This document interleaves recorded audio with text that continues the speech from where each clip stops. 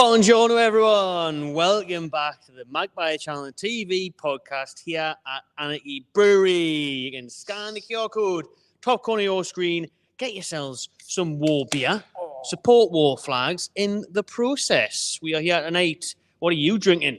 I'm on what we had last week on Black Label. Ooh, unreleased. The Hellraiser IPA, now in stock.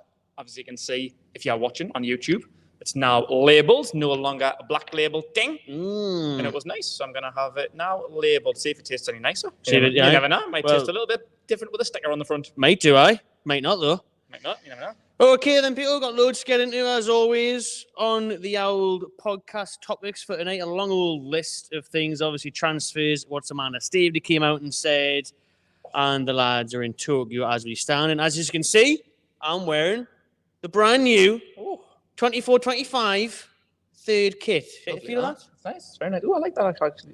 It's different, the material on the badge, isn't it? Yeah, rubbery. Nice. Obviously, this is the pro. This is not the pro version. This is the fan version of it, the £80 one. So the badge, collar, things are slightly different, slightly heavier, thicker material. Not much though. I actually really preferred the £80 fan version that I'm wearing over the £110 player one. Didn't blame you. I did get the £110 player one for the home kit, which I do prefer because the badge is much better on that one. It is a thinner material, but this one's arguably the most comfortable football top I've ever owned. Looks nice now. It's so nice, man. The feel of it, the fitting of it, I just love it. Absolutely love it. It's genuinely one of my favourite Newcastle United kits ever, if not ever, that I've been alive. When I've bought it anyways, obviously a bit too young to buy the old 95, 96 ones and stuff. So in the past 20-odd years, generally probably my favourite kit ever. It is nice. And I think like what it's based off, like the 2000 top, like that was one of my favourite away shirts of all time. So now they've like remade it. We've been away from Adidas for a good few years. The first third shirt that they've made since coming back to Adidas. Then they've replicated that with the old logo, and I love that feature. It's nice. Nice touch, isn't it? Different in it. So looks like that one, doesn't it? Where I got that idea from. And the back of it and all. We've got the little magpie logo on the collar on the back. It's nice. It's very, very sexy. I won't do a spinning room like you did last week, so I'll probably fall off the bench. But it's got loads of nice little details on it. I really like the colour scheme.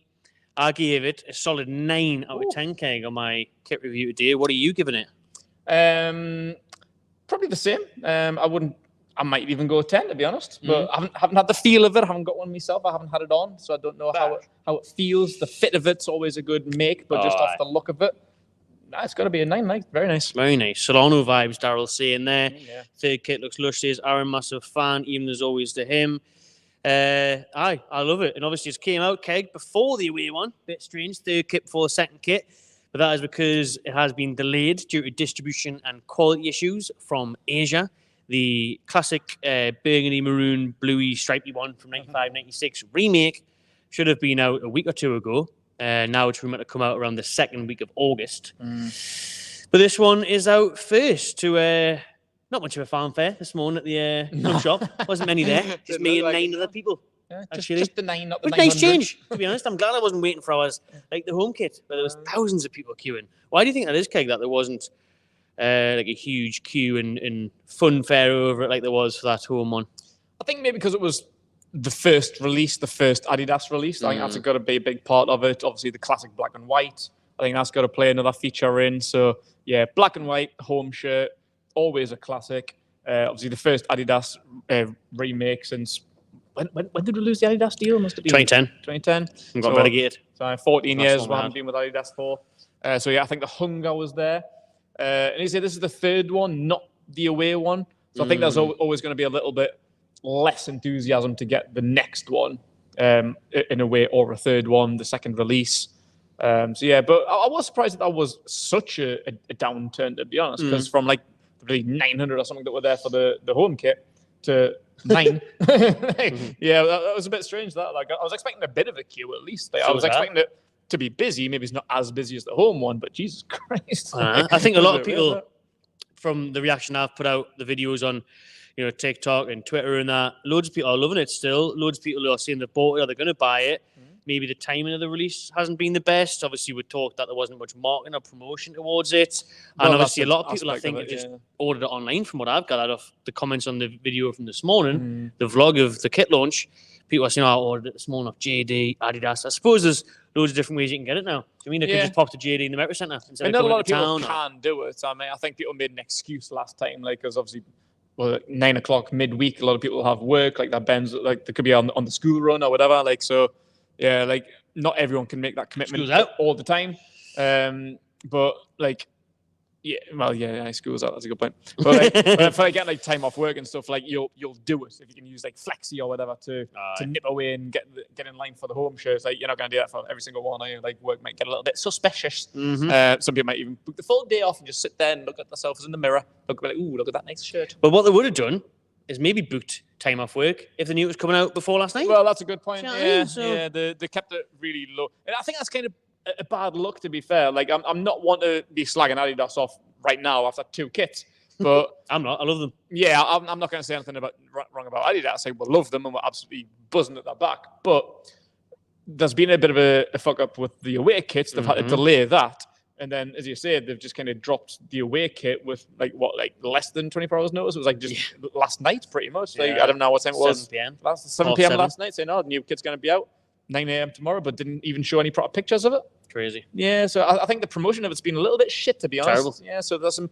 constructive criticisms for you there, Adidas. Like, we still love you, but it's not a great look. Only 2 kits in, like. No, it's not. Like, I love the designs, but yeah, things could have been better. I will say this as well about the pink goalkeeper kit. I don't know if you've seen it on my videos and stuff this morning. That's a bit Raj. That's a bit different. I'm all right with that. I just don't like how it's a template. You know, I seen Onana wearing our home kit the night. It's exactly the same, just a Man U badge, a Newcastle badge. Yeah. I didn't like that. Like, a lot of clubs do that. I think I remember, was it like the Total 90 era? It was about 2004. Oh, that was a good era. Like, but Brazil and Portugal and everything had the same. Everyone had the exact. They were nice, and I'm not saying that they weren't nice, but it was, like I say, it was just a template. Like, there's no like creativity gone into us. Like, no one's really like standing out. Like, your kit isn't unique. Like, if you're Adidas, then you're wearing the same shit. Like, you could design it. Like, if your kit came out later than everyone else's, you could look at like 3 other teams' kits and just design your own and just know exactly how it's going to look. Like, there was just nothing original to it. So, yeah, I don't really like that aspect to it. I would like it to be unique. And with this one, I would say that it is. What one did Onana wear? The green one.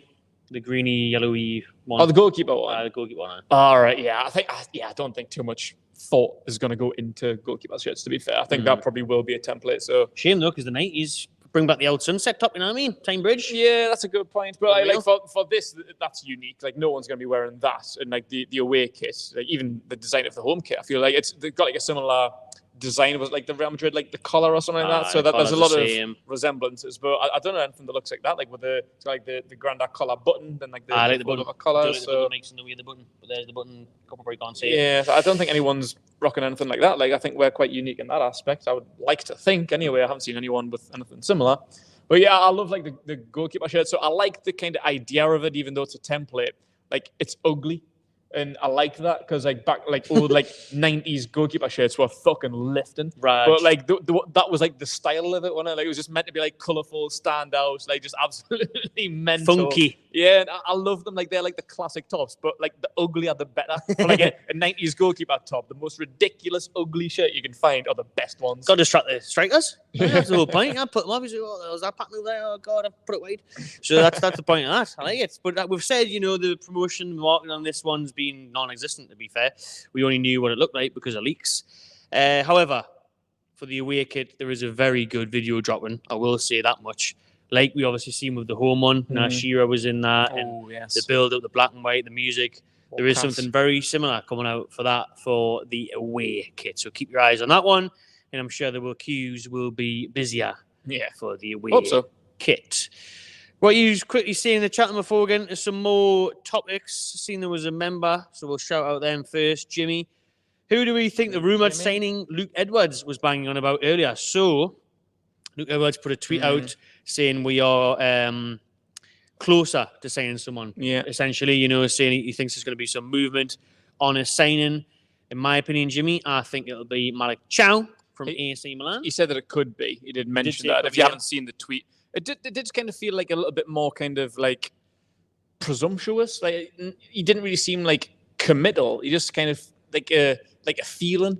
So I don't know if there was anything really in it. Like, he just has a feeling that that's going to be pretty much. So he says it could be Malik Chow, could not be. All right then, that could be fucking Messi. Like, it was a bit of a weird. Could be getting close, but could be miles away. Yeah, it was a bit of a weird, kind of cryptic, non-committal tweet. But he said, he did mention Malik Chow. Could be not. So yeah, great. I don't really know what to make of it. That clears that up then. Cheers, Luke.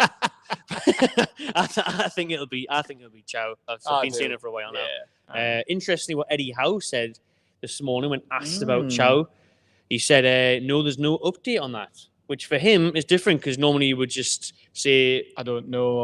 Well, it's not my kind of. I'm not going to talk about that. No comment. But that was kind of insinuating that there is talks ongoing. There's been something, because normally you would kind of not necessarily shut it down, but kind of play stupid. Like I don't know. No idea. Nothing to do with me. That's Mitchell's job now. So he was just saying that. It's there's been no update on it, so you guess that there is still discussions ongoing with AC, obviously fighting over that 35 to 40 million fee. And he did also say he's a big fan of the German defender after obviously seeing him in the flesh against us in the Champions League last season. So Chow, definitely one to watch. On that one, Chowdhury. So thanks for not talking about Chowdhury anymore. 30 million is apparently what we wanted to pay, but AC want 40 million. Would you still up the cash for him? Are we right to be negotiating, playing hardball over 5-10 mil? I do, and I know it's going to come back down to some people just saying, "Well, the richest club in the world, man, just pay it, just get it over and done with." They said that for the last few years, because we are trying to be smart about it. We're not trying to play the richest club in the world card and just be like, "Oh, you won fucking 900 million, do you? Bang, again." We are just trying to get the best deals. There's no point overly paying for a player.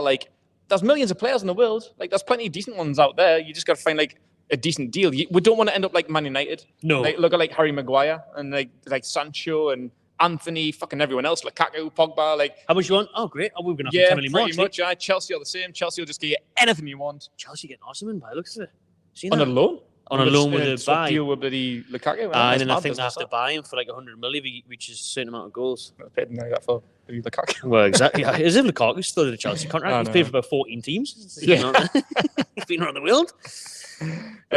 With Chow, I think you're right. Listen, Man United have actually learned their lesson now that they've changed their hierarchy. That they were getting quoted silly money for Jared Branthwaite from Everton, 75, 80 mil. So they thought, no, we're going to leave that. We're going to go say Euro instead. So they went and say the young French kid. So I think we'll have to be a bit smarter about this.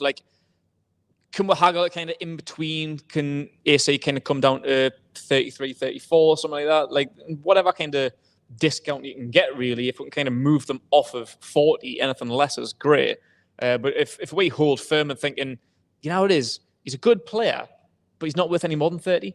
We'll give you 31, 31.5. If you won't accept that, then that's plenty of that targets. We went through a few of them last week. Yeah, there is. Who did we say? Dadibo. Tamori. That's the one whose name I couldn't remember. But there's other targets out there. I think we can negotiate, but maybe it's not too long because I think people are getting a little bit too impatient now. We haven't very impatient. We haven't made a proper signing. We haven't paid any money for anyone. Transfer window's kicking on a little bit. I feel like you just saying that sentence has took me back to 2017 now. I know, we are going to start talking with Bleed Chowdhury on loan in a minute. but that's kind of what it's been. We're hungry. We need some signings. Last season wasn't good enough. We need some bodies through the door. And I've been patient because I think people were impatient in June before the transfer window had even really opened. And we spoke about that on podcasts 3, 4, 5 weeks ago. We're being a bit too impatient. Is it panic stations? And I've been nah, I'm calm. I'm so calm. But it's August on Thursday. The season starts in 2-3 weeks. Time's ticking, man. We need to start getting a bloody finger up our arse. I've been the one all along. That's not saying, is it? Boot up the arse. Whatever you want to do after the podcast, and your own on the weekends and stuff. Now there's no football. That's up to you. But don't bring it to you on a Tuesday night, right? But I tell you what, I'm in that boat now where not the finger up the bum, the boat of that would need to sign players as soon as possible because it's getting squeaky bum time to be honest. Because how wanted signings in before Japan? They're already in Japan, sweating, training, got a game tomorrow, and it is getting to that point where. You haven't got long before the season starts, and it's all good and well saying, and I'm still trying to be that patient one, say, listen, yes, it's August this week, but there's still a month till the window closes on the 31st or the 1st September, whatever it is. It's all right. But then you want them players bedded in and ready for that 17th I game don't against like Southampton. late signings. Nah, I don't either. I like mine. We're going to sign people, as it looks like now, unless something drastically happens in the next fortnight, during the season now, obviously. So you're going to be signing players, and you've got Bournemouth away and Spurs at home, and then can they come in and be ready for before you know it, they haven't kicked the balance. You like them to have a pre-season? Like we had Hull on Saturday, and they say we've got perfect time, perfect games there. We've got Japanese game tomorrow. Like that's 2 games of pre-season in. Like where are these players? Like they need bedded in. They need to like learn the game plan. They need to get like that pre-season fitness in. They need to gel with the players, the coaching staff. Like if they're coming from abroad, they need to get used to like Northeast culture and stuff. And now they're in Japan at the minute. That doesn't really matter. But you know what I mean? There's a lot to learn. That's what pre-season's all about. Like getting used to new things. Like Eddie Howe. You know what Eddie Howe's like. He loves his tactics. He likes planning. He'll probably spend all summer devising tactics. He might have had his kids stuck in a Butlins boot camp, like well, he sat in the hotel, but he drawing up plans and stuff. But that's what they're going to start learning. Like over the past couple of weeks, like they've been back in training. Now they're in Japan. They're going to be going through his playbook and thinking, right, what different was that last season that we're going to try and implement this season? And these players are going to come in right as the season starts and have to learn like from scratch, and they haven't had the time that these players that are in Japan now have. It was telling with Lewis Hall's interview, I thought. With Sky or Newcastle United TV the other week there out there in Germany, when he was talking about how he didn't realise how fit he had to be to play at Newcastle under Eddie Howe. Said that because season, yeah, exactly, did I? So you know when people were saying, "Oh, why is Howe not playing Hall?" and you should, Hall said himself, "Yeah, I actually wasn't ready." Like, same reason as Gordon. I couldn't the meet exact the demands that yeah. the style of play is required from Howe and the coaching staff. So that's another problem you might have. If you leave it until the fucking deadline date, like what if you say who's AC's manager at the minute? So I think they changed it last season, didn't they? I can't remember who AC's manager is. It's not the same one that was there when we were there, was it? When we played them in Champions League? I don't know, but regardless, say it was fucking Steve Bruce, a manager. He's got a new job in with that tune. Of Frank Lampard, someone that doesn't demand high fitness, high pressing, like stamina, just running miles. Then you come in, like I say, for the Tottenham game. You have one day under Eddie Howe, and you're puffing at your ass. Subbed up for 10 minutes, 2 mistakes, red card. Then they don't get fit until March or something. Like, what was the point in that? I think that's why Howe is visibly frustrated, and he's let that be known in interviews, because I think he's been wanting signings in. The signings haven't came in, and now there's a new sporting director who's probably got different targets, and they're working out different things. He knows that it's just going to get prolonged delays. And he said the other day how after the whole win, they are in discussion several times a day, him, Mitchell, the rest of them, behind the scenes to bring in the right players. So hopefully that does happen very soon. Fingers crossed, eh? But I will say is you're also right on pre-season in terms of it's not just the fitness, the style of play. I think it's massive that you get used to your teammates. And get used to the culture. Because everyone has their own different styles of play. You need to know what your teammates can and can't do. Because even like what I've seen yesterday, and even this is, it's not a quick signing, but Calafiori, who's came into Arsenal, seen a video of him in America. He's flew out there for pre-season. He's bonding with his new teammates. He's getting used to them. So he's got another month on us. And then when we bring someone in, he's going to miss out on good moments like that. Where you can have your initiation songs and a bit crack. It's all that sort of stuff. Like behind the scenes actually does matter for me. Like, I agree. And I think that's what Howe and the coach stuff think. Now, Graham Jones kind of get used to, being best pals with them yet. He could be giving out the towels on the sun lounges and that. These things need to be in place. One comment here from Shieldsy, the very first comment of the stream. So well done, you. 10 minutes before we started. Obviously, been watching many of the podcasts where I've talked about this player, Ben Broughton Diaz. Said he would be a very good third choice striker for Newcastle. Premier League experience. Really well on the international stage for Chile. He's off to Southampton for 6.5 million. And he said himself there, Shieldsy won. What a steal he would have been. Perfect as a backup option. Really well. Yeah, I think that's an easy sign that we've missed out on it. You've been big in that signing up. I think since even before last year. I think even before last January. You've been a fan of Broughton Diaz, and I agree. I didn't realise he was still so young. He's 25 years old. He's a great age, but still so much experience. Been around, obviously played for Villarreal, done really well in the Championship, done really well in the Premier League last year for a struggling Sheffield team. He's got 6 goals for a team that couldn't score goals for him. Who were absolutely awful, the worst ever in the Premier League history. So he's proven he can score goals in the Premier League. And as you said, if he could come in as a third choice striker, and I've seen that news this afternoon, but I didn't say the transfer fee. If 6.5 million is true, that is such a bargain. It is if you we're talking about like Jonathan Davids and stuff, kind of come in 30 million or something like that. For Broughton Diaz, who is English. Let's be honest. It's not like least sounding Englishman ever. Not like he needs time to adapt to like the Premier League or English football. Like he's been playing it for a long, long time, and like he's had that Premier League experience. Can't score goals. He'd come in as a third choice striker. No expectations, no pressure for a Sheffield where they were relying on him to score about 100 goals to keep them up. Like he comes in, probably sits behind Callum Wilson if fit. If not, then he's going to be back up to Isaac. Perfect. Mm-hmm. Like, he's not going to set the world alight. He's not a big, flashy, sexy player like maybe like Jonathan David. But for that price, for how reliable he is in the English game, for how clinical he is in front of goal, that would have been a bargain. I think it would have. Absolutely a tremendous squad option. Bit of a plan B option as well. Someone like Burton Diaz. Yeah, bit tall, of a different style. He hold it up a little bit. He's not like you see. He's not going to set the world. Like, you're not going to start him every week. But come on, 10 minutes to go. Give you that little rest. Play him here and there against cup games and stuff. Play him against the Southampton. Watch teams like that. So yeah, well, I'll be putting a bet on him scoring first goal of the season against us. No doubt about it. Dan here with a good point. And we're going to talk about Kieran Trippier and other possible outgoings later on in the podcast. Regarding Trips, he's been involved in no promos and hasn't shared a single image or story. It would seem he's gone in his own head, if not officially yet. So he had that meeting with Al Etifak in Dubai the other day, so we'll talk about that later on, but it's a very good point. Yeah. And obviously he hasn't been sharing anything else as well, so it's an indication, to be fair. It's a bit of a red flag of where it's going for me. Yeah. People talk about big queues in Japan for the kit. That was good to see. When it showed out there in Japan, handing out the kit and stuff.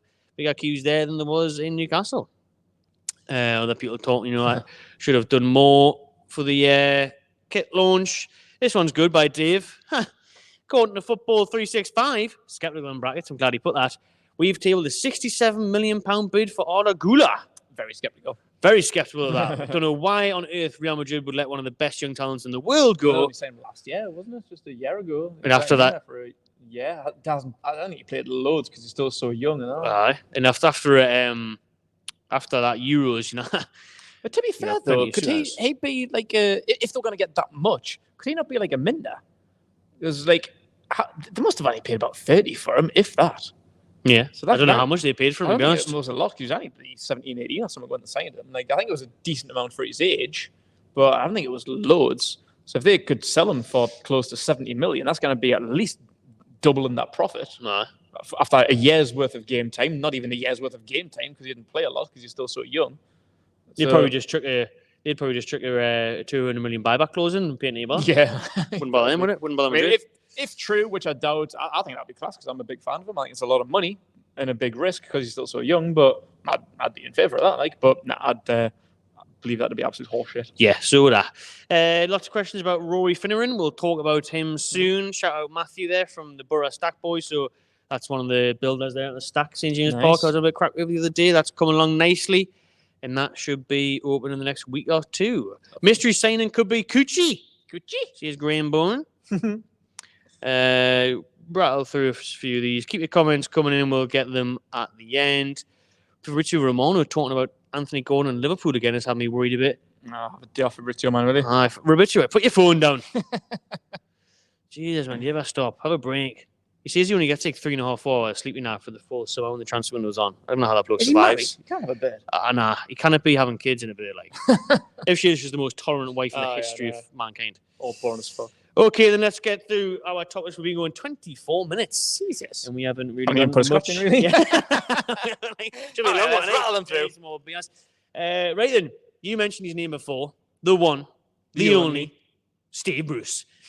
And you, Rastaman Bruce, put some reggae in your food. Steve Bruce and Levi Roots. Cool Runnings 2.0. Get Brucey. The HPUs, get the Levi Roots on. There you go. And how's your bacon, Sonny? Did you say Jamaican bacon?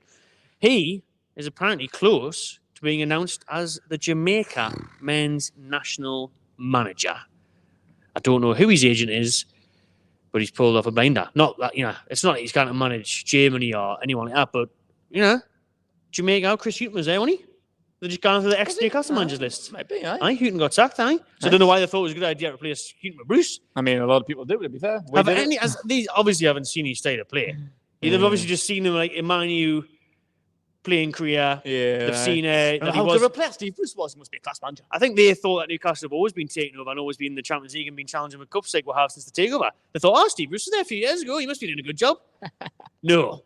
Honestly, how he's pulled this one off, I don't know. But Steve Bruce is in deep discussions to become the new Jamaica manager. Did you see World Cup 2026? We'll see him in the USA. Did you see Leon Bailey's comments a few weeks ago? So this could be as big as a car crash as everybody even believes that it is. Because I don't think Leon Bailey even wants to play for Jamaica anymore. Because he says it's just a shit show. Like there's just nothing in place. Like they have to pay for their own kits and stuff. What? Pay for their own flights. The Jamaican FA just do absolutely nout for their players. I can't remember what article it was on, but Leon Bailey was talking about it. Go and Google it and read it for yourself. Like I might be talking out of context or out of term. Sure, you don't have to pay for might be misquoting from, but I'm sure it was the flights. I don't think the kits. Maybe I might have been talking out of term there, but with the kits, they have to or they don't get new kits. They have to keep the kit. They've got lush kits in Adidas. You have to either keep the kit, pay for your own flights. Like it says, queue up for them on a Thursday morning. It will be like Steve Bruce with the wheelie bins back in the ice baths. There's the infrastructure of the Jamaican national team seems to be an absolute wreck. And Leon Bailey doesn't even want to play for them anymore. Wow, best player now, isn't he? Probably. And now Steve Bruce is going to be a manager. Right, he's definitely not going to play anymore.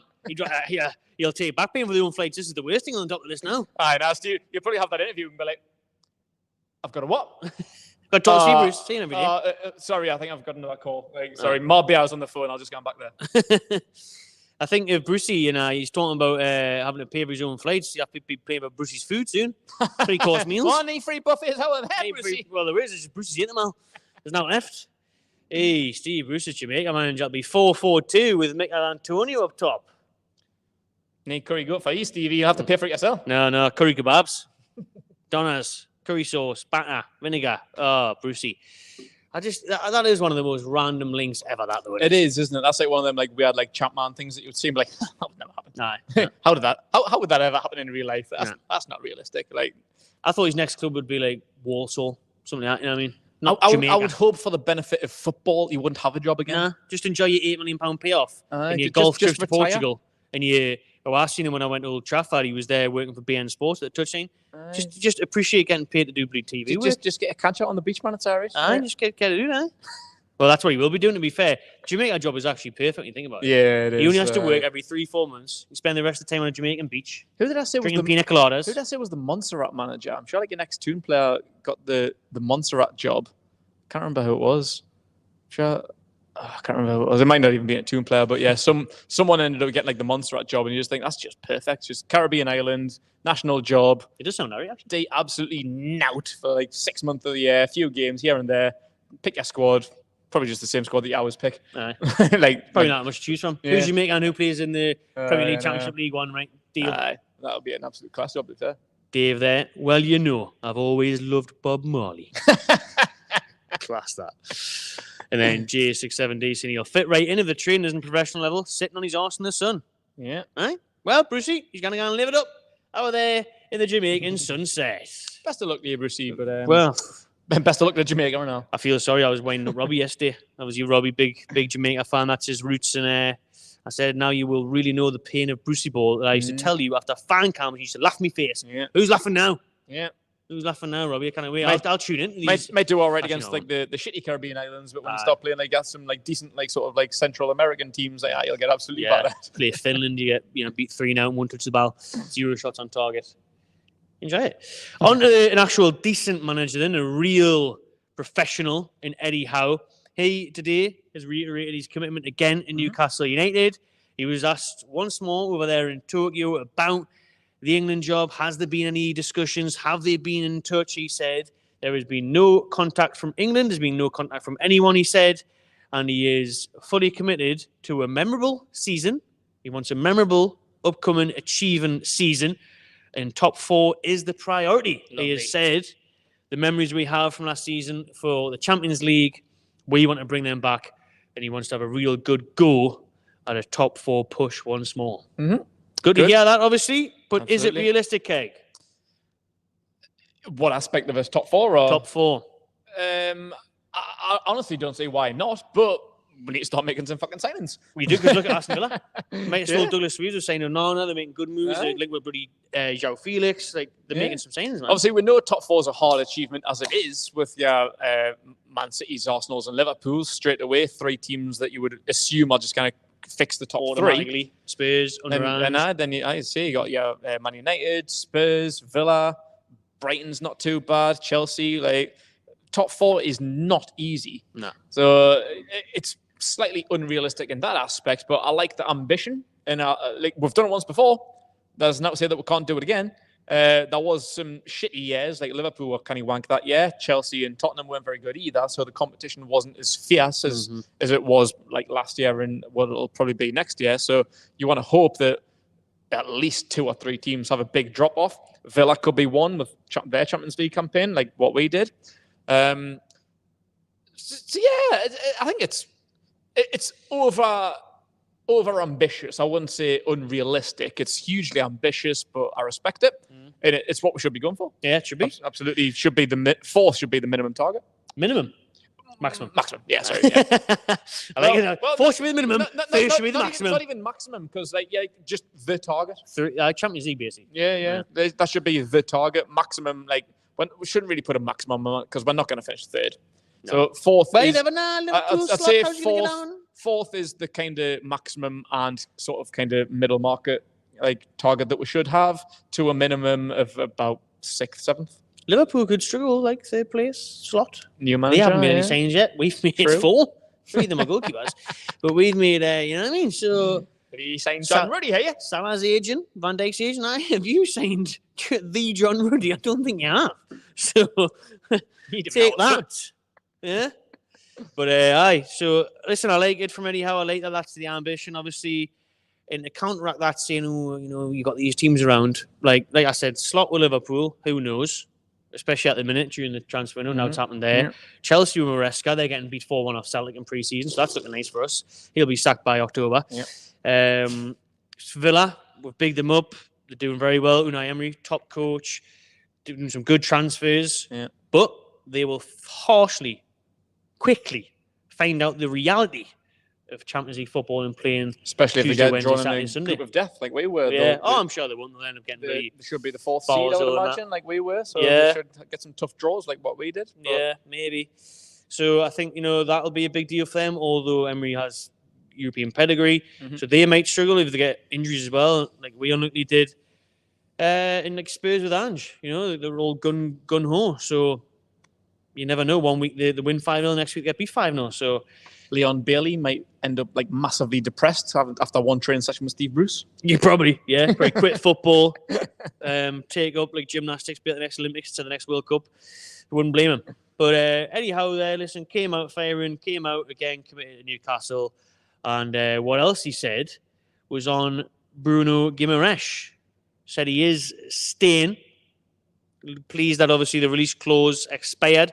However, he said the win worried and the win focused on it, and he doesn't think Bruno was either. However, he was asked, is there any other release clauses in there now or on the horizon? And he said he was uncertain of that. Do you think Bruno or his agent or the club could potentially look at another release clause, or do you think that's done now and would you see a big offer came in now? I don't think there is one in. Would they put another one in? I mean, it depends, really, I suppose. Obviously, you'll have to wait for a new contract. How long has he got left? He must be kind of deep into a contract now. I don't know. I don't know how long. It must be 4 years. Must be a kind of while. So if he wants maybe more money and they want to renegotiate, then his agent can maybe try and force a fee in there. But it would have to be higher than 100 million. Because that was a bit touch and go, because that's a kind of realistic value. That was fucking stupid. Maybe he's put 200 or 250 in, then fair enough, you can have that. If someone pays that, then sound. But no, you need to put in a overachievable fee if one does go in. But I don't think there really needs to be one. I think it's a bit stupid having one in for your key players, big players like him, Isaac Gordon. I don't want to see the fees in there. Yeah, leaves it open. We'll get on to Gordon in a bit as well, and that Amanda Stevie knew that's obviously the main piece of the podcast. She said something interesting on him today as well that confirmed those Liverpool links. And someone in the chat said it earlier, that Romano was still banging on about it, so we don't want to hear that. Gibbo has replied, Keg, saying he remembers you mentioning it last time. Lee Bowyer is Montserrat manager. That's it. Big up Gibbo for that one. What a job. Funny thing with the England job is that they have advertised applications for it. So they are encouraging that. So it's not like so have you put your application in? Have you thought about that? I didn't know it was open, but I will. Why not? Steve Bruce thought he sent one off. He actually sent it to Jamaica. Yeah. By mistake. And somehow managed to get it. Probably had kebab sauce like on the application. Garlic. Can you see in the Ipswich manager's in the frame for England? He was obviously in the frame for the Man United job as well, wasn't he? But he decided to stay there. A class appointment, but I want him to stay at Ipswich as long as possible because getting them. I like Ipswich back in the Prem. Yeah, getting them up from League One all the way back to the Prem. Like I was a little bit worried that if like Ten Hag got sacked, that he would take that job. I thought, oh man, like just another one, just moving to the next job. And if he got the England job, that would be a massive job to turn down. But I want to see how far he can take Ipswich. Like I think survival has got to be the key for them next year. Obviously, that's got to 17th will probably be a tremendous year for Ipswich. But if he can guide them to as far as he possibly can, like he's some boy. Him like well, he is highly rated. Like plays good football. He probably could and might keep them up. Like so, I'm looking forward to seeing Ipswich back in the Prem for the first time in like 20 years or something. Could be a target in a few years because like I think boards have short like loyalties to managers. Like people that's been promoted, if they're not doing well, they're just like, we'll sack you straight away. It's like, fucking Sam, that got you promoted, but I knew he's like needing loyalty. No. So if he struggles and gets sacked, then he could end up in the England frame because I think he's still a very good English manager. But then obviously he'd have to lose his Ipswich job, which I don't really want him to do. I think I want to see him go as far as he can. In relation to what we were talking about before there, Aaron says top four of this current squad, no chance. Need to make some signs with everyone around us strengthening. Current right squad, wing is crucial. Right wing, centre back. Kind of go into the season with Almiron and think you're going to get top four. Like, I'm sorry. That lightning doesn't strike twice, right? That's not happening again. J67D, I think it's the most wide open season yet. Slot Liverpool finding it hard. Chelsea struggling. Villa will struggle with the load. Some signings we can do it. We could be sitting here on September 1st, signing a decent right winger, a back of strike, and a centre back. We could be seeing maybe third is ours. That's what we hope to be seeing. Cup final. Anyways, got carried away there. The thought of signing some players. Right, what's the next topic? Okay. What we got? Toon. Staveley. Going on to Staveley? We're going on to Staveley? Yeah. Let's go on to Staveley. So, she dropped her first interview since leaving Newcastle United a couple of weeks back. She had an exclusive there with The Athletic. She sat down with them down at her home in central London. And it got emotional, to be fair, Coach. She was crying throughout it. She really was honest, as always, Amanda. And she said what happened, why it happened, and how she feels now. So I'm going to run through a couple of those statements just to get them correct. And then we'll discuss them and let us know in the chat, people, if yous have read them, what yous made of her interview, because she did speak candidly on quite a few things, because we've all been wondering, was it sudden? It was a surprise. Why did she leave early? That sort of thing. What's her plans? Because she has been linked to other clubs since leaving Newcastle. She said that she wants to reinvest and potentially buy another club. So we'll see what she said here. Just getting to it now. We'll start off from the bottom. On the bottom now, yeah. There's that many of them. Yeah, let's go to this one. So, on her future, she says she doesn't know what it holds, but you can never move on from the love I have for Newcastle, and she would love to come back for matches. I'm a Geordie now, a Yorkshire Geordie. I will always have that chemistry and love. It's so good that she's saying that, isn't it, where she's saying that she'd want to come back to watch matches. Yeah. She's entering the ballots, man. She's trying to get in there. Level 7, family area. And the kids. She also said on Newcastle United fans, they mean everything to me. She's incredibly grateful for the support. Being around them and part of that wonderful club has meant the world. Please tell them thank you so much for trusting us. So that was nice, wasn't it, Keg? Nice little touch towards the fans there. Right. On the main thing that has been talked about amongst the wider press is rumours to buy another Premier League club. Spurs have been heavily on the agenda. She says that her and Murdad are keen to be hands-on. We're hard-working people, and I love to be very busy and engaged in football. Very sadly, we have to move on to other projects, and that might involve us taking a stake in another club or buying another club. And that's difficult, but it's possible. So there she's pretty much given us the warning that don't get too angry or upset when I leave to another club. Well, she's already left, but, starts... Say if it was Tottenham, going to their stadium, supporting them, cheering on for them. Because what I found really interesting about this interview, Keg, was that she spoke openly as well about Huntington's disease. So a lot of people in my comments on the video when she first announced that she was leaving or the club said she was gone, whatever, the rumours were there. Loads of people in the comments saying, she's got this disease. She's obviously slowing down, unfortunately, and she may be struggling with it. She actually counteracted that and said it's her superpower to make her work hard. And she needs to be involved in work because then the disease gets worse if she just sits around and does nothing. Yeah. She says that brain needs to be active, she needs to be busy, and that helps her kind of slow down the disease and keeps her focused. So it looks like from that statement there, she's going to end up getting involved in another club. How do you feel about that? Not surprised at all. I said when she announced that she was leaving, I was kind of more surprised that she didn't kind of keep some sort of part of Newcastle, even if it was like 0.5% of a share or some sort of like ambassador role, something like that. But it makes sense to cut off 100% ties because it could be deemed as like a conflict of interest if and when she does reinvest.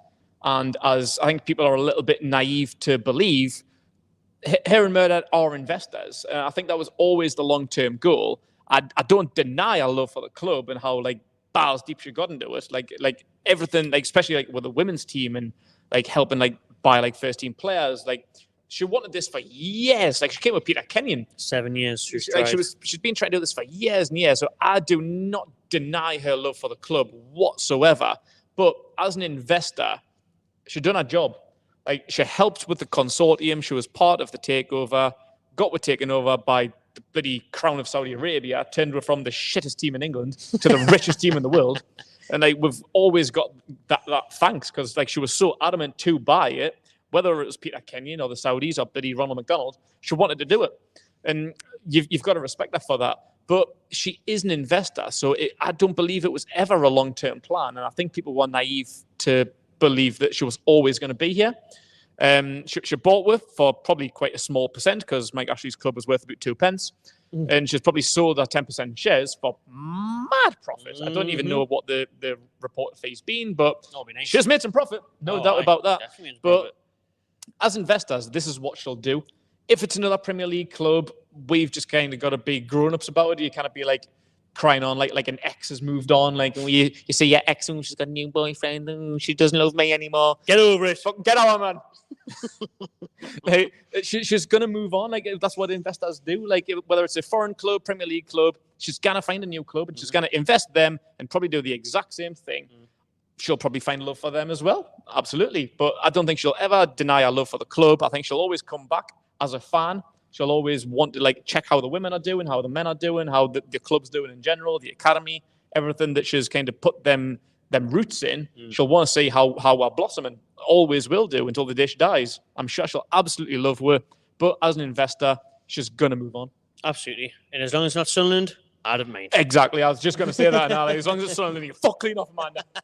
People are saying, yeah, it could be Everton in the chat. They need obviously investment. Their takeover's fallen through. Could she spear them to new horizons potentially? People are saying, Bordeaux, because obviously, unfortunately, terrible news that Bordeaux had to kind of fold as a club. Shocking. Yeah, that'd be class. Gabby Overton, legend. That's where he started off. If she can survive Bordeaux, then that'd be class. Yeah, imagine if she could do that. That would be great. And I think, it's only right that she gets back involved, especially when she says that she needs it for like her health. Yeah. And I think I would be the same. I'd tear me hair out if you're sitting around doing that all day. And not everyone's built like Steve Bruce, not just with a massive canch, with huge laziness of just being happy to do nothing. I couldn't do it. It would do my head in. So, fair play to her. She'll look for her next venture. Her and Murdad more than did the part at Newcastle. We've always got to thank them. We've always got to treat her like the queen of Newcastle, as we always said she was. Yeah. She'll always keep that crown.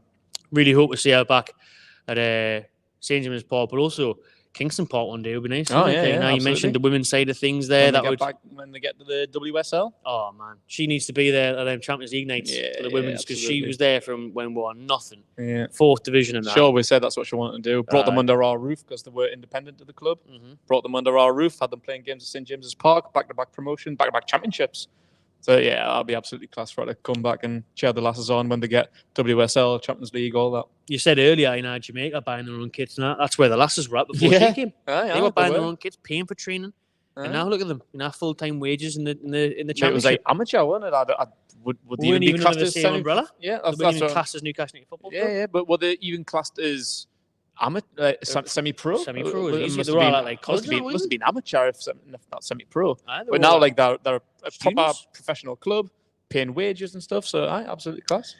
What was interesting though in the interview as well is that George Colkin said, maybe jumping the gun a little bit here, I'll get the direct quote up in a minute, but he asked Amanda, so listen, why now type of thing? Why have you gone? And she said, basically, she didn't want to step on anyone's toes. They've got Darren Eales in there now. They don't really need her and Murdoch to chip in on opinions or, other things in and around the club, the infrastructure, the deciding factors. They don't need them anymore because they've got Eales, they've got Mitchell now. Everything, because when Staveley and Gadusi came in, they were doing everything, the transfer meetings and everything. We've seen it on the Amazon documentary. They were doing a lot. But now they weren't really needed behind the scenes, and obviously their shares were there. The Saudis wanted to buy them. So that was that. So, but, I think it goes back to her saying she wants to be busy and involved is why she's gone, because Colton was kind of saying, well, why didn't you just sit back in the director's box and enjoy the game every week with less stress? And she said, nah, it's not me. That's fair enough. I respect that work ethic because, like you say, if it was Steve, she could easily just chill there. Yeah, watching every game every week. Less work during the week, because she did mention as well, she felt bad on her son, Alexander, who she said, in her words, suffered for 3 years because he didn't get the attention he should have had, although he now loves Newcastle as much as we do. And this is what it's come down to. She's saying as we grew, we brought in an executive team, Darren Eales, and they've expanded, and now they've got a team that they just leave to do the jobs. In her quotes again, I've read on social media that there's been some kind of fallout. That is rubbish. I love my colleagues. It just became unfair for us to constantly be there. Yeah, that's fair. I didn't say any rumours of any fallouts, but you can imagine social media, there will be dicks just kind of spreading rumours. Yeah. But yeah, I wouldn't have believed that. I believe everything ended quite well. I think so, because they had such a good relationship with everyone. She said it as well. She said her and Yasia, that obviously our chairman, they're very good friends. We're in very good hands with the Reuben brothers as well. She picked them up. And then she got real emotional when talking about Eddie Howe. Obviously, she was pivotal in appointing him as manager at the time there of the takeover. And then she said, oh, and Eddie, wow, sorry, I'm crying. He's extraordinary. He's tough. There's no detail he doesn't look at. And he's a great ambassador for us, the perfect man for the job. Man, that just started crying when you thought about Eddie, I feel like crying myself. Getting emotionally on this Tuesday night. It's lifting that. But Eddie Howe, like you said, he's hard working, and that's why what said the England job and stuff doesn't suit him. And he will be spending his summer holidays. She mentioned her kids wouldn't have gotten the attention that they deserve. Eddie Howe will be the same. He'll probably look back over his career and think I'm proud of my career, but I maybe just didn't pay much attention to my family. But he's just so articulate, and he's just so attention to detail, just such a grafter. Workaholic. Yeah, people slagging him off last season when things weren't going well, wanting to sack him. Idiots, absolute morons. They just went through a bit of a rough patch, had loads of injuries.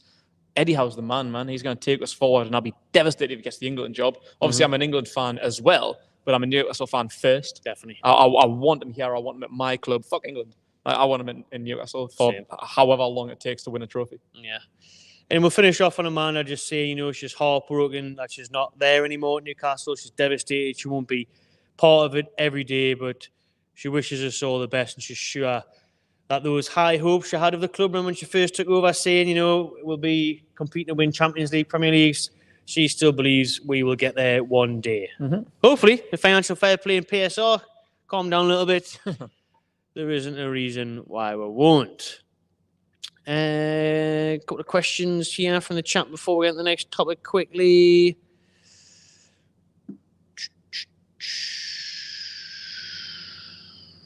Respect to the wardrobe department tonight, gents. In sync.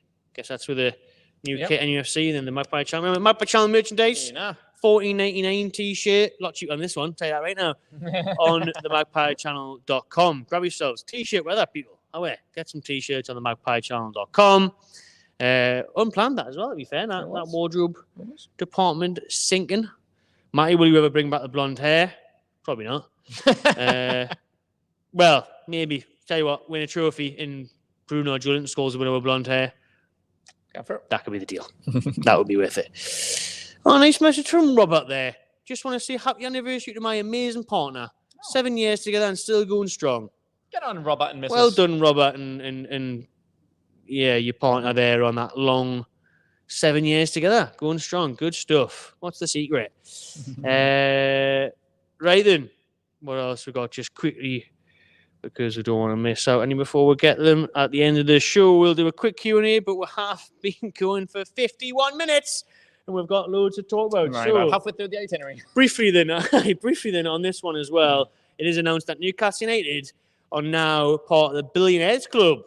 We have increased our valuation since the takeover by over £300 million. Apparently, according to Bloomberg, this article came out and it will be released officially soon. Newcastle United Football Club is worth over $1.3 billion. Very evil. Unreal, man. You know what I mean? That's mental. That. Unreal, that. That's crazy. What were bought for? Like 350? 350, yeah. Jesus Christ. That's mad. Anyone, that's Davey's, yeah. So and this is like the Staveley effect. This is what she's done. She, like I said, she bought us for absolutely nout. In terms of football club money, 350 million's nout, man. No, it's not. Premier League club, exactly, and that's just what Mike actually led us down this to. Fan base. Yeah, and like everyone said, like we were the sleeping giants. Like we just needed a takeover. 350 million, I think, was an absolute bargain for Amanda, the Saudis, the Rubens. Great business because we are now that sleeping giant. We're now worth more than 1.3 billion. If Mike actually had any motherfucking sense, he could have had that money for himself. But he just didn't invest. Didn't want nothing to do with it. Want everyone to hate him. Well, Idiot. We're glad for it now. We're happy to be washed of him, and now we're worth all that money. So, cheers, Mike. Good job. Just be nice if we could spend some of it. Yeah, it would. Make a bit of a difference, that. We might be worth 1.3 billion, but we cannot spend any money. But we just got Lloyd Kelly on the free. 40-year-old goalkeeper. How's Hamza Chowdhury, did you say? He's coming back. Is Chowdhury still at Leicester? I've got no idea. I think so. I want to see him next season, see what he's about. Might sign him. Yeah, I'll tell you what, we'll move on from that because we've got so much to get through. This is a good one. Juicy one. Contracts expiring next season. So these players have only got 1 year left on their current deals. So there is some big decisions to be made here. Mm-hmm. Extend, keep, or sell. You know what I mean? Do you keep them for a year? Do you extend it beyond the year? Or do you sell them right now? Mm-hmm. Players that are expiring contracts in 2025 are as follows. 3 goalkeepers, surprisingly. Martin Dubravka, Mark Gillespie, and John Ruddy. We'll talk about them first off. Dubravka is surely set likely not going to be here come September 1st. He's getting a free holiday to Japan at the minute. Yeah. Don't know why. Honestly, I cannot believe it. But he's out there in Japan with 5 other goalkeepers. The craziness of that. You know, Gillespie will get an extended deal until he dies, so he'll be getting another 1-year extension next summer. Probably. See that happening, just for the sake of it. Either one or the two. Either it's Gillespie or Ruddy. One of them will be kept on. I think Ruddy's going to be here I don't even know why we need both of them, like right now. So next season, it makes sense just to let one of them go. I didn't even really give a shit who. To be fair, I'd probably rather keep John Ruddy because he's more experienced. He's actually played in some big games, some big clubs. Yeah, so let Gillespie go. Just sign John Ruddy on a keep 1 year rolling contract until he's 96. I think he'd be a coach, Ruddy, just like Scott Carson. Just keep him here. Why not? I think Ruddy will be at us long term. He'll go into a coaching role. I think he's practically there already. To be honest with you, because I mean there was absolutely zero reason to sign John Ruddy at 38 years old, and we've already got 5 other keepers. Really wasn't. It's got to be one for the future. The day after we signed Odysseus and all. Exactly. And you get the backroom staff, and you get Odysseus. I mean, Odyssey, I think, was definitely just chucked in for the Anderson FFP crap, wasn't it? Yeah. Could Forest not have? There's Chris Wood in Elanga and stuff that he'd be too much. But did they not have another like young forward or something we could have signed instead? You know what I mean? Yeah, no, so the position we actually goalkeeper was the last position we needed for Odyssey. So Nottingham Forest hiding like, did you not just we'll sweeten the deal with Odyssey as and they're like, you not got any like outfield players because we've already got like 9 goalkeepers. Nah, he's all we've got. Yeah, suppose you'll do then. Anybody we'll just else? have another goalkeeper then. Do you not have like a 38-year-old striker or like a 15-year-old right winger or a centre mid we can sign like sell Longstaff or something? Anybody, please, centre back, right back, I would take anything. Jack Colback. Is he still there? Aye, got Shelby. He was on loan at Turkey. I'd bring him back. Honestly, at this point, Jesus, man. Fuck it. Anyways, that's the 3 goalkeepers whose contracts run out in 12 months. Onto the defence now. Dan Burn, Jamal Lewis, Fabian Shaw, Jamal Lascelles, Kieran Trippier, Emil Krafth. Let's run through that as well. And for me, Dan Burn, he's going to get an extension. You keep Dan Burn, give him another 1-2 year deal. Jamal Lewis, we've been trying to sell him since we signed him. Be nice to sell him this summer. Yeah, it'd be great. Nobody wants him. He'll probably go out on loan again and then go for free. That was a massive waste. He's got 1 year left. So he'll do a Hendrick. Be another Hendrick. Yeah, run it down. Go. He was awful by that.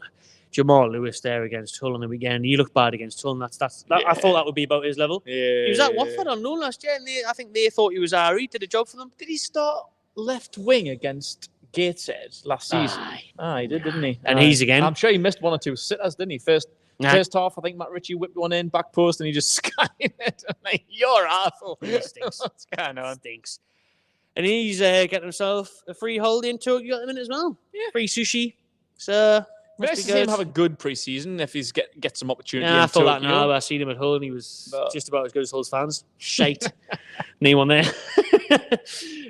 But tell you what, we're doing a live watch along tomorrow morning, 11:20 for the game against Urawa Red Diamonds. Tune in to see Jamal Lewis up front. Probably. Be good that. So yeah, we try and sell him, but no one will buy him. Fabian Shaw gets an extension, no doubt about it. He can have a lifetime deal. Him. Hope so. Jamal Lascelles, that's an interesting one, okay? Because he's injured. Can't sell him at the minute. Nah, you can't. I know there's been interest, like Nottingham Forest, where he came from. They would like him. I'm sure, like a Leicester, Southampton, I'm sure he could do a brilliant job. People seen had Dan Burns retiring at the end of the season. Where's that come from? I can't imagine that. Like, nah, loves it. But 2.0. Lascelles is a difficult one because, like you say, you can't sell him this summer, and he might not even be fit until January. And like, how are you gonna sell him? Nah. But you're not going to get money from him now. You're not really going to get him on another contract, are you? So, yeah, he's probably going to be one that's going to have to leave on a free. Leave on a free. Jamal Lascelles, but yeah. Trippier. Interesting one.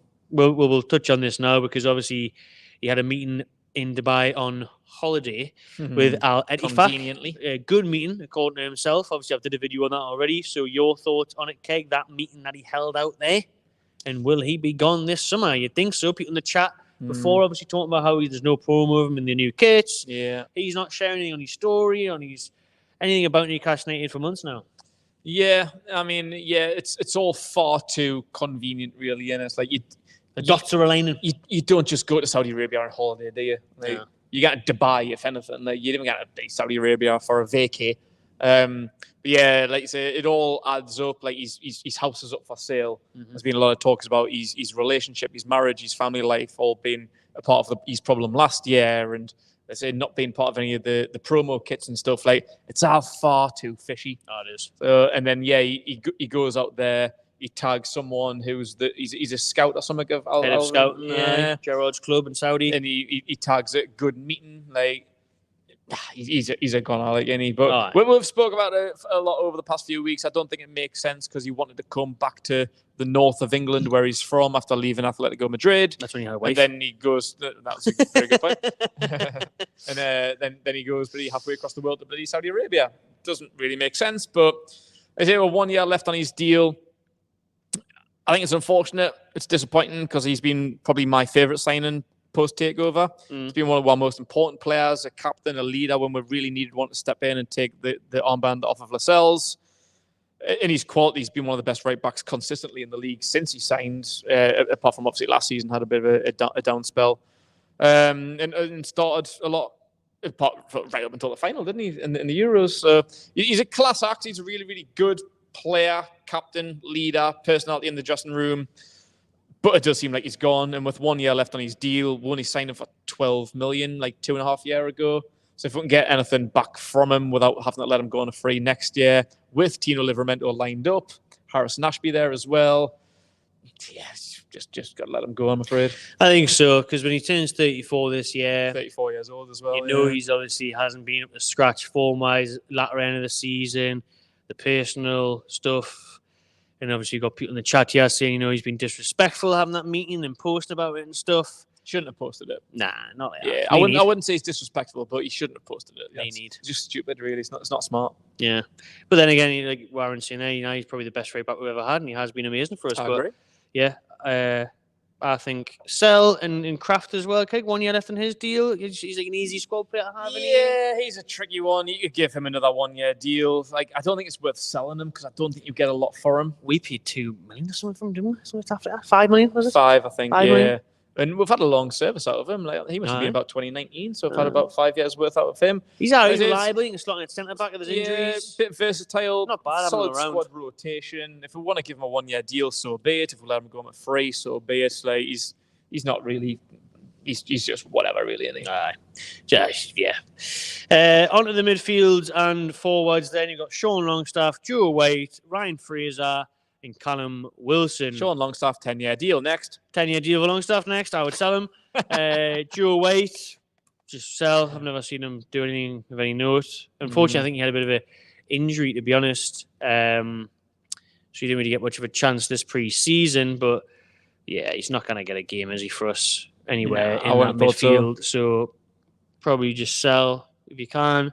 Fraser, obviously, we've been trying to sell him for a while. Southampton talks have been ongoing. However, they're being tight. What's that? The manager spoke about him the other day. I did say they need to be quick. But he also said like he's not on like a big contract. Like he's not an easy purchase. Aye. So again, because of his wages. Because he's on a massive contract. 70 grand a week. He's on a good contract, so he's not an easy purchase because they'll not be able to match that offer at all. It's got loan written all over again. So yeah, he's going to be another one that's going to go. But we're signed him for free. Exactly. If Southampton can give him they're not even going to pay all of his wages, so probably going to still pay at least half of his wages right through next year. Keep him until next year and let him go on free. That's I don't think it's really going to happen there, isn't it? It's because listen, he's training with the kids again up here. Southampton have said they need a resolution sorted though, because they don't want this to drag on. They want to make their signings ASAP, and they will look at other targets if a deal can be agreed. So I think that'll be another loan, and then Fraser will leave on a free. Like he came on a free. A few years ago. Now lost there, really. And lastly, Callum Wilson, who is obviously injured at the minute, so no one's going to buy him. Realistically, unless you can get something for him from somewhere, but when he's injured now until mid-August, he's a tricky one because I've always said keep because of our lack of options at striker. So I want at least one striker to make us feel comfortable about selling him because I believe you need 3 strikers. And he's only one of 2. So we need to buy one to be able to let him go. And then I still believe we need to sign another one to add up the 3. But with him being injured, I think it makes sense just to keep him. Don't even listen to contract offers right now. Wait until January. Get him back fit. See how he comes on as Isaac's replacement. Might even fall back to number 3 if we're signing another striker in that meantime. And then try and sell him in January. Just keep him until January, see what happens. If you cannot sell him, then see how it goes. You might end up having a good streak like you did a couple of years ago when he ended up with like 18 Premier League goals. You had like 10 in the last like 11 games or something like that. Then you had like a mad streak. So he's got that capability. He can score goals. So if he has like another mad goal scoring spree at the back end of the year, once he's back fit, post-January, if we decide to keep him, then he might be worth another 1 year deal. Just keep him on as your 3rd choice striker until he retires. Could be an option, but yeah, we're not going to get money from this summer. So January's the only way we could possibly sell him, I would think. And then that would be pennies, wouldn't it? With 6 months left. Because everyone's been out with 6 months. Someone might want to buy him out of it, though, because if he hits the free market, you'll have a lot of suitors. True, So someone might try and buy it, like say 5-6 million. I'm going to say 5-6 million. For that wage and for the goals he scores when fit, I think like you've been saying all along, just keep him as a third choice. Yeah. At this point, I would have sold him this if he was fit now. I would have said, please, can a Saudi club or West Ham who were linked or whoever give us 50 million for him. If we'd actually been active in the fucking transfer market. But we waited too long and then he fucking popped the name and he's back and he's out again for 2 years. Anyways, we talked about Trippier. One last one. We mentioned Dubravka before on a rumour from him, surprisingly the other day. I think we'll move to Arsenal. But yeah, they got more goalkeepers than us. Sprung all the money on the Italian defenders and that. They're looking at Dubravka now. I think it's obviously if, Ramsdale leaves. He's got it, surely. If there's interest from Arsenal. He's going to want first team football, surely. Yeah. Arsenal, to be fair, are making moves now in the transfer window, signing a couple of players linked to some big names and selling players as well. They sell like Smith Rowe to Fulham today. Yeah, big that was pure profit. 7 million. Yeah, pure profit for him. Eddie Nketiah, Reece Nelson, all their young ones are meant to be leaving amongst Aaron Ramsdale. So they're looking at bringing in just a experienced number 2, number 3, who will never play if Raya stays fit, and that is Martin Dubravka. Yeah. I tell you what, if that bloke managed just to add Arsenal to a CV of Newcastle and Man United, done all right there, hasn't he? He hasn't done too bad. His Man United career went a bit tits up. He only played 2 games. He was lifting. Won a trophy. Cut the contract short. He did win a trophy. Bastard. While playing for Newcastle, won a trophy with the Man United. You couldn't write it, could you? Yeah. But if Arsenal want to take him, then whatever you've got, give a couple million, you can have him. Couple million, yeah. Swap deal with. But he's been another bargain, to be fair, because I think we only signed him for 5 million after a successful 6-month loan deal, and that was back in 2018 or something like that. At least, we've had some good service out of him, and during the shit days of Bruce, he was really good those first 2-3 years, wasn't he? So then that 5 million's paid itself. So even if he's out of contract. If Arsenal even want to take him on a loan deal, pay 100% of his wages, you can fucking have him. No. Even if it's 1-2 million, whatever. Yeah. Let's look at some ins then quickly before we sign off on tonight's podcast.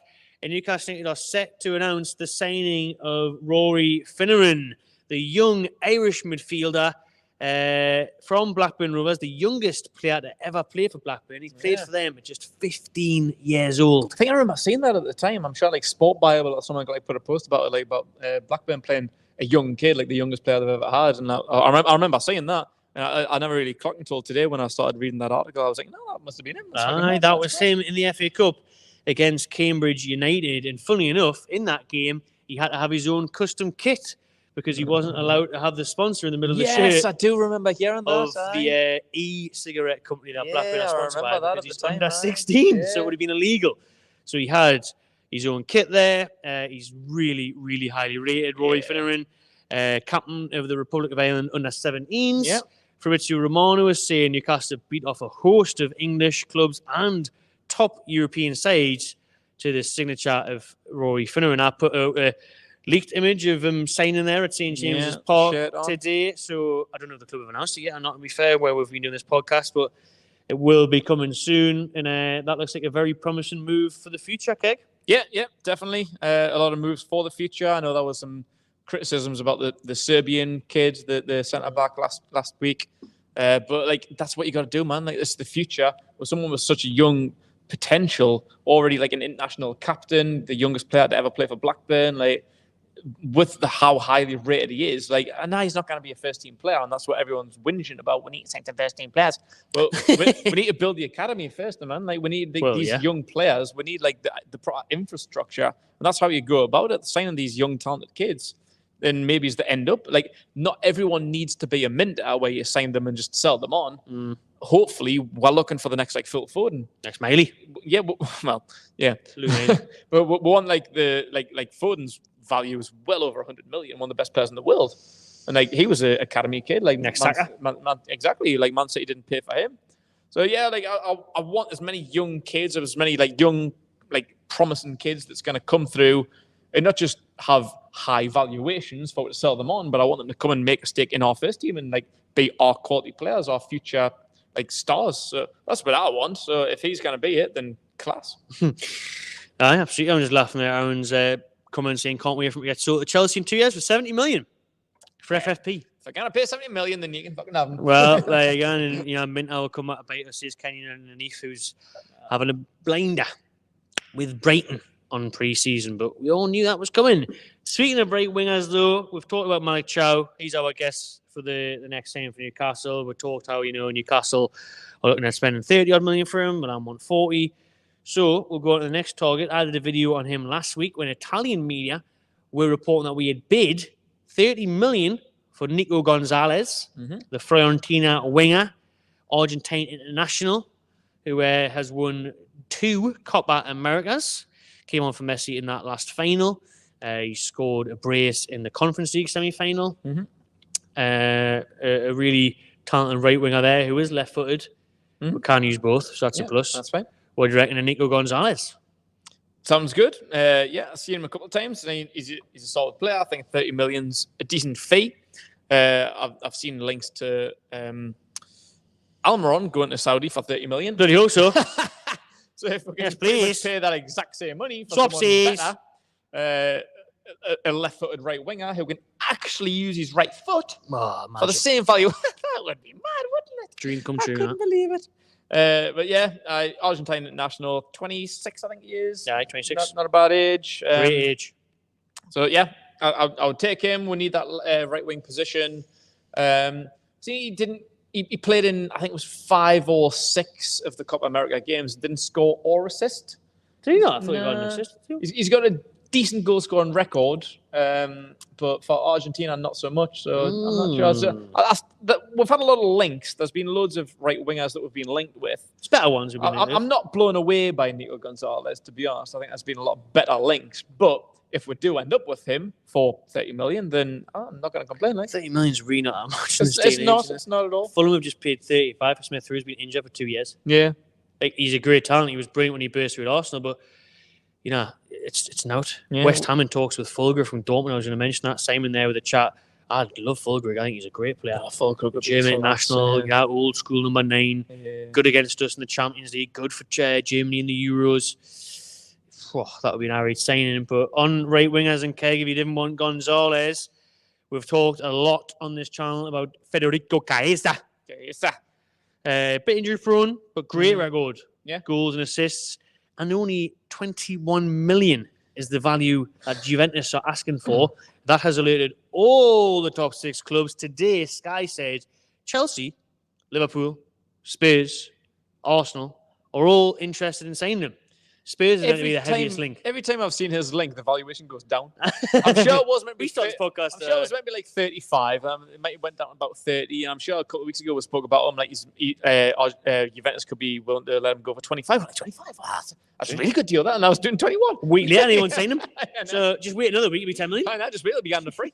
Deadline day be two quid.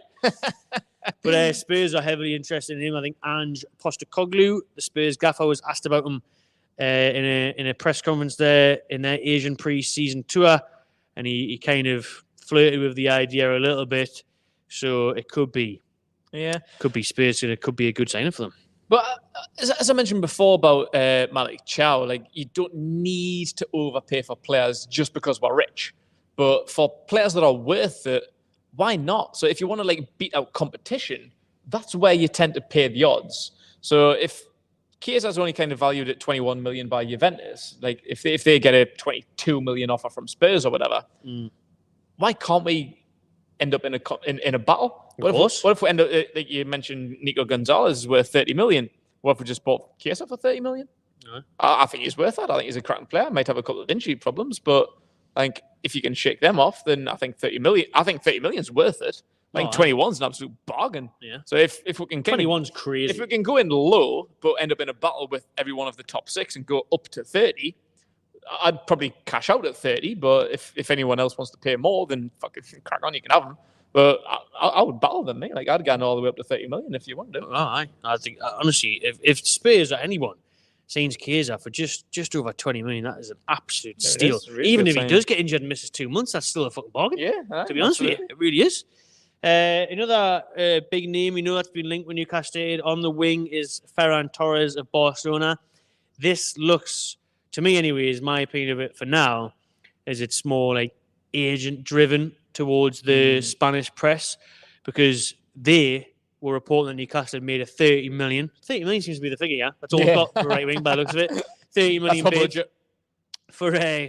for Torres there, who's obviously right winger, can play across the three though. He's played as a 9, played at the left, great at City, went to Barca, hit and miss. Spain, he's in and out, but he is a top talent, still very young as well.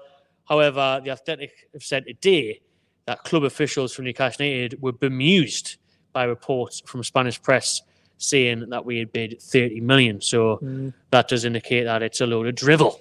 Yeah, and I mean, I think if we could get him for that price, I think that'll be worth it because I'm a big fan. Like, and he's Premier League experience. He scored a hat-trick in James's Park a couple of years ago. Yeah. He's got one of them like fancy one little of flicks. Unbelievable goals as well. Yeah, from a highlight reel. And he's still so young. He scored a brilliant goal at the Euros for Spain. Like, I think he's a brilliant player and still really young. He'd be one of my top picks. Yeah. For 30 million, I think he's worth more than that. I know he maybe is being a bit hit-y-missy, but like when he hits he must be only about 23. I think he's 24. He's still so young. And I think for how good he is with a couple of years of Premier League experience, I think 30 million will be an absolute class signing. I really do. And what the best thing about him is, if you didn't go out and have the funds to get that backup striker, is that he can actually play down the middle. He played as well. a lot of false 9 for City, didn't he? Yeah, so he can do that role. I really like Ferran Torres. I think there's a lot more to come from as well. I don't even think he's reached, because of his age as well, that potential that's there. An out striker, though, that has been linked is Yusuf Moukoko. Over there in Dortmund. He's up for sale. He's available. Promising young star, but just isn't getting the game time at Dortmund. He's kind of forcing the move. There's been a lot of back and forth between him and the club and the media out there in Germany. But if he's up for grabs, he could fit that role of, that young up and coming striker to learn off. He's have to learn off Wilson. And if he's patient, grow at the club. He's still very young. I remember he hit headlines. He went viral a few years ago, like before he even made the Dortmund first team, because his goal record for the unders is just madness. He's playing like way above his age. It's still scoring like more than like double the amount of goals per game that he was having. Like he was like hitting goals for the underages of Dortmund. He's just insane. Which just went viral for the number of goals he was scoring. I think he made his debut for Dortmund at like 16 or something. Like, and he's still only about 19 or something now. He's still very young, but still loads of experience. Like he came through. I think maybe 2020 he got his debut for Dortmund, and he's still so young, man. But yeah, someone like, he might have struggled a little bit in the first team in the Bundesliga. So he comes in here with Isaac up top, obviously. Wilson, if fit, that's your 3. Perfect. If Wilson's injured, then that's fine. You've got a young kid to come and learn off of like a Callum Wilson, who has a lot more Premier League experience than Isaac. And I think Wilson could kind of be like a good mentor. So nice balance. Yeah. It's a really good balance. Like a young kid, hopefully kind of come in. Might take a couple of years to hit the ground running, but I don't know what the fee would be. No, I can't. But still, someone so young, like I think, would be a great investment. Mate, like. I do. It's one that we should definitely be looking at, like in terms of that backup striker department. Okay, get your questions in. Peter, been going on for an hour and 20 minutes. Get your questions in. As we round off the podcast, we'll look towards tomorrow's game in Tokyo. We'll be live on the channel at 11:20 in the morning. As Newcastle kick off over there in Tokyo about 7 p.m. or something. I think this is the time difference against Urawa Red Diamonds. They've seen some good action already, Keg. The players sweating out there in Tokyo. Apparently it's now like 40 degrees of humidity through the roof. That must be tough to play in that, and we're probably going to see that in that game tomorrow, aren't we? And lots of rotation. Yeah, well, I think that's maybe one of the reasons why we kind of went there. Like, I know like Eddie Howe's a big fan of the one weather training. Like, we've beaten like Dubai and Saudi and wherever. So yeah, I think that heat, the humidity, it's good. A lot of people do it. Like, there's a word for it. I thought it's just like high altitude. Like a lot of teams like go like in the mountains and stuff at high altitude because it's like different types of like exercise. So yeah, I think somewhere like that, I think could be good for the team. That's what preseason's all about, man. Just getting people fit. It doesn't really matter about winning and losing. I couldn't really give a shit about the game tomorrow, to be honest with you. But it's just about like fitness. Would be nice. It's just about fitness. Yeah, a bit of entertainment. Nice to see all the new signings. If we're going to rotate the goalkeeper 5 times. Well, that was good. I didn't see Rudy at all. Like, Waste of a trip. Waste of a trip. Yeah, that's typically what preseason's about for me. Like the fringe players, like your Joe Whites, for example, like people like that, just trying to get some of the youngsters involved. Tell you who looked great against Hull, though, Sanusi. Yeah, he was fast. He was causing problems, man. He was decent.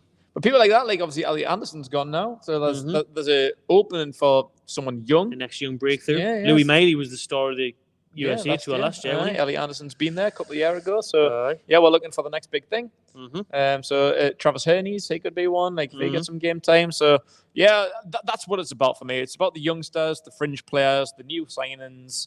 When you know what you get with your Isaacs and Brunos, I couldn't really give a shit about seeing them, to be honest. Like, keep them fit, don't get them injured. That's the priority. Well, I mean, listen, results are nice, builds a bit of confidence. You know, if you smash a few teams, it's good.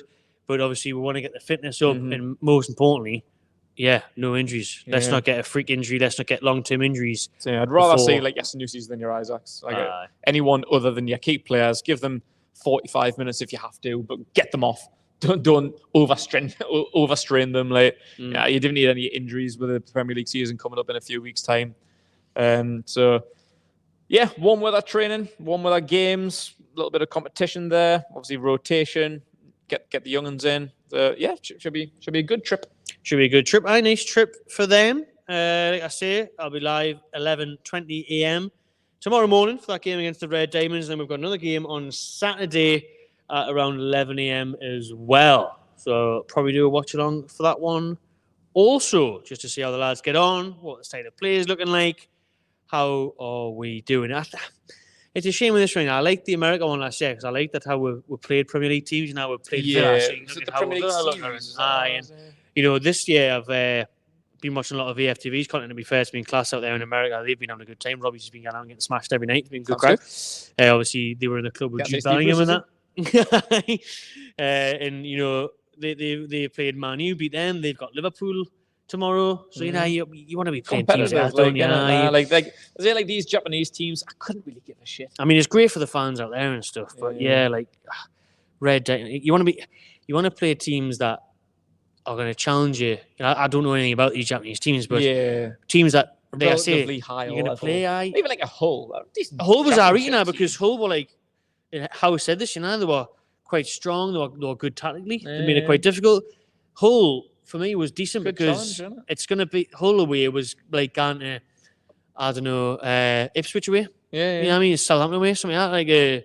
Like a mid-table Leicester away, Like that's what it was. So that was alright. I think the best thing for me in pre-season, this is probably why the Sellar Cup tickets haven't went that well, because we're coming up against Girona and Brest, in pre-season, I want to be playing Bayern Munich and Real Madrid. You know what I mean? That's the type of teams you want to be testing yourself against. If you're not going to come up against... Again, it's not necessarily about the winning and losing. It's just kind of like being in the competition. Just having a good challenge, like getting players fit, seeing what Eddie Howe's been working on over the summer, seeing what new signings can do, gives your fringe players and your academy kids an opportunity. Like, that's what it's about. Like, you don't need to fucking win these games. You're not going to win a trophy. I know the Sellar Cup. You get a trophy, but... It's not really a major. We're counting it. It's been that long. We're counting it. Right, last few questions in before signing off. People, Time Lord 7 Boris says, love you, content guys. Love you, Time Lord 7 Boris too. Thank you. What else we got? Are they bringing in that new offside technology? They're using the Euros. Yes, they are. Lasses are playing AC Milan. That's probably the best game from the Sellar Cup weekend, to be honest with you, Kenny. Right, let's go because there is some alright ones here. To be fair, what was that one before that I seen? That's a good point by John, because we're talking about youngsters. Big chance for Gran Kowal in Japan, especially with take Isaac off. There's no Wilson. You're the guy now, Kowal. Step up. Yeah, I want to see a lot of him, and I want to see him do well. Yeah, someone there, Chip, was asking, what do you think of Brewster Jamaica? You'll have to rewind the podcast, mate, before we do that. Kenzie's asking Rafinha or Mbeumo. I mean, I would take both of them, and either would be lovely. Mbeumo fan. Rafinha's class, got that. Rafinha's a bit more flary, but Mbeumo's a bit more hard-working. Either would be great. I think Mbeumo can play like down the middle and also kind of like be like a third-choice striker option as well. So kind of kill two birds with one stone there. I think both are fantastic options. Clue DZ, all right, lads, not trying to be negative. Do you boys think there is a chance Newcastle do not buy any players this summer? Nah, not a chance. I don't think we'll sign loads of players. I think it'll be 2 or 3. Yeah. But we'll at least sign And they might be late. We'll make sure we get some business done. Aye. All the hype, I think Japan games are a must-win. Lee with a question, if we only sign another 3 players, would you be happy with the window? Depends how the 3 players are, really. It does. As long as it's a right wing, centre back, and a goalkeeper, and maybe he's left winger. And a coach, and just another coach. Since we're bringing in Mitchell, Bunce, just someone else who can just draw on whiteboards for the crack. Last question or 2. I like Rangers. Rangers was a great away last year for Ibrox. Davey, good show, lads. John, do you think we'll sell Fraser? We touched on that earlier as well, but no. He's on high wages. Most likely go out on loan, and then his contract ends next summer. Do you think Gordon will sign a new contract? Apparently, there's one on the table, Keg. Pretty hope so. Talk about this more on next week's podcast. He may have signed one by then, hopefully. Yeah, he may be on a long-term deal and all, to be fair. So. Actually, I forgot to say that. Lastly, on that is what Staveley said, because she was asked about the PSR problems and that whole panic and rush at the end of June there, and she said, Gordon was the real fear. She said at one point, terrified of losing Gordon or an Isaac or a Bruno because of the 70 million hole they found themselves in. Yeah. So the Gordon at Liverpool was real. It wasn't just press. Staveley confirmed it that the talks did happen with Liverpool over Anthony Gordon. Well, it's gone now. It's gone now, and hopefully he's not good. Yeah, they need to threaten it too much. It was maybe it's a bit of squeaky bum time at the time for the club. I don't know if anyone actually believed that it was genuine. I think it was maybe a little bit of a smokescreen, but Amanda said, it was legit. It was happening. Yep, don't need to worry about it now. 3 years' time when the PSR bollocks comes back to bite, hopefully we'll be in a bit more of a better financial situation there, because the previous 3 years were kind of on the Mike Ashley hangover. So, hopefully the next 3 years will be different, and we won't need to be forcing transfers out the door. But it's all gone now. So don't worry about it. Don't worry about it unless Liverpool come in with a big bid. Unless Liverpool want to pay 200 million, then I can't. Gordon's head's turning and then he wants to move. Don't worry about it. The Goulart rumours from Real Madrid. I've seen loads of people in the comments about them. Yes, he might not necessarily start from Real Madrid. People are saying we're going to bid 60-odd million for him. It would be amazing. I would love to see it happen. But I don't know about that. Will Real Madrid let him go? It would cost a lot of money. It would be phenomenal. Imagine how much that would change the outlook of this window in the fans' perspective if we're saying someone so huge. Unless they were in financial difficulty, which, if you think about it, they never are somehow. Well, Real Madrid spend tons of money, like the Galactico era and stuff. But who have they ever sold? No one. What big money sales have they ever made? But what they do now is they wait for everyone's contract run down, don't they? Mbappe, they've got Endrick, the Brazilian kids. They're probably going to wait for Trent's contract run down. That's what they're doing now. They're always the buying club, not the selling club. Ronaldo, unlimited money. The FFP over there. And stuff. Who did they sell these players to? For what money? I can't remember off the top of my head. Sure, Beckham went to Galaxy for free. No. Must be nice, Being in Madrid, spend all the money in the sunshine. Michael Owen went to Newcastle. Right, that's a good steal for them. 16 million. That was the best deal I've ever done. That. I don't know what the got rid of that injury. 25 million. Let's finish off on this. Then prediction for Newcastle next season. Kieran reckons top 5. Boris is saying we're going to win the Premier League. We'll do a podcast on predictions. Yeah. Before the first game and then when the transfer window shuts, I think. Yeah. I see what happens because as of right now, they're the things that we don't know. Because there's a lot of teams that can still make signings. We've made none. There's a lot can happen between game 1 and transfer deadline. So we'll wait and see about that one. Hold your breath on that one. Could be anything at this point. Yeah. Cheers for watching, everyone. That has been a bumper edition of a Magpie Channel podcast. Thanks to everyone that's listened on audio, Spotify, Google, Apple. We are on all podcast platforms. Cheers to everyone that's watching back on YouTube, and shout out to everyone that watched live. Remember, you can scan that QR code, head over to Anarchy Brewery, get yourself some Belter beers. Cheers for watching, people. Subscribe to the channel and enjoy yourself.